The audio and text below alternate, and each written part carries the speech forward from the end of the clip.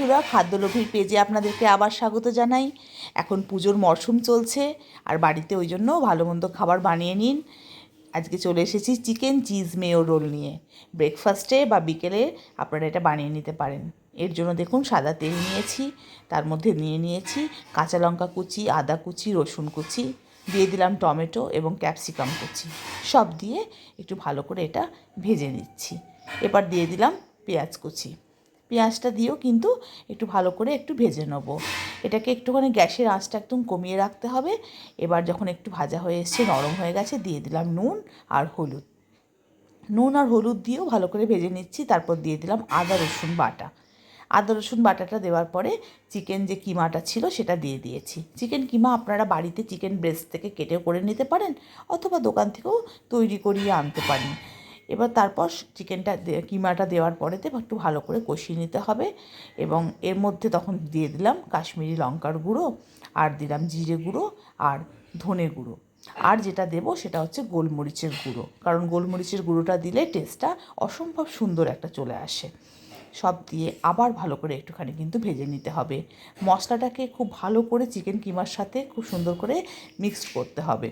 দেখুন মাঝে মাঝে আমি একটু অল্প জলও দিয়েছি আর চাপা দিয়ে রান্নাটা করেছি, কারণ চিকেনটাকে একটু সেদ্ধ হতে সময় দিতে হবে।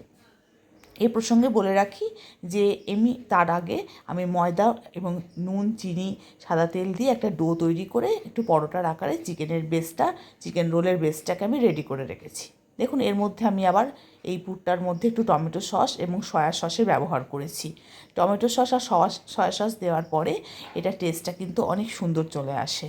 দিয়ে দিলাম অল্প একটু চিনি, কারণ নুন মিষ্টির ব্যালেন্সটা রাখতে হবে। দিয়ে দিয়েছি গরম মশলার গুঁড়ো। সব দিয়ে আবার ভালো করে একটুখানি দেখুন মিক্সড করে নিলাম। সব দিয়ে যখন মিক্সড হয়ে গিয়েছে আবার চাপা দিয়ে দিলাম। এরপর যেটা করব সেটা হচ্ছে চিজের ব্যবহার করব। আমি বেশ অনেকটা পরিমাণে একটু চিজের কিউব নিয়েছি, প্রায় 2টো চিজের কিউব নিয়েছি, এবং 2টো চিজের কিউব নিয়ে এর মধ্যে এটা গ্রেট করে দিলাম। খুব বেশি করে চিজটা দিয়েছি, কারণ বাড়িতে বাচ্চারা তো দেখবেন এই চিজের ব্যবহারটা ওরা পছন্দ করে রান্নাতে, সেই কারণে চিজটা আমি একটু বেশি করে দিয়েছি। এবার আপনারা প্রয়োজন পড়লে যতটা মনে হবে সেরকম দেবেন।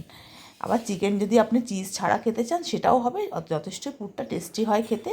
চিজ দিলে আর একটু টেস্টটা বাড়ে, এই আর কি। দিয়ে ভালো করে দেখুন যখন চিজটা মেল্ট হয়ে এসছে, রেডি হয়ে গেল আমাদের চিকেনের পুর। এবার দেখুন আমি যেটা বললাম যে ময়দা, চিনি, সাদা তেল দিয়ে ডোটা রেডি করে পরোটার মতো করে ভেজে নিয়েছি।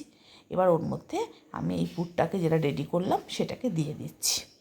দেখুন এবার দিয়ে দেব, এবং তারপর এর মধ্যে আমি শশা দিয়ে দিয়েছি, শশাকে কুচি করে নিয়েছি, আর দিয়ে দিলাম পেঁয়াজ কুচি।